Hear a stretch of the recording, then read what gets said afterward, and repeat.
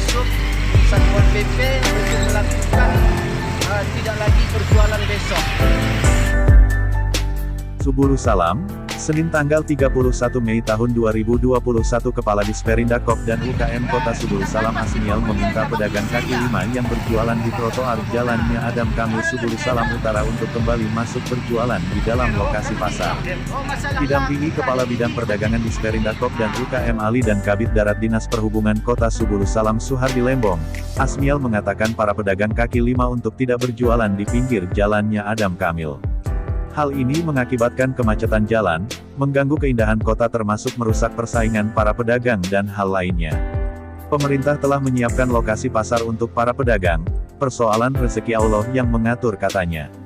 Hari ini batas akhir mereka berjualan di pinggir jalan ini, besok pagi pihaknya bersama personil Satpol PP dan WH, personil Dinas Perhubungan serta pihak lainnya akan menertibkan para pedagang yang masih membandel.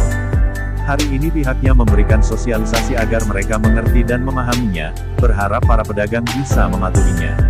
Kalau kota kita ini indah, hijau, bersih, sehat dan nyaman tentu kita semua bangga dan merasa bahagia. Untuk itu mohon dukungan semua pihak untuk mewujudkan kota Subulu Salam yang tertib dan bersih.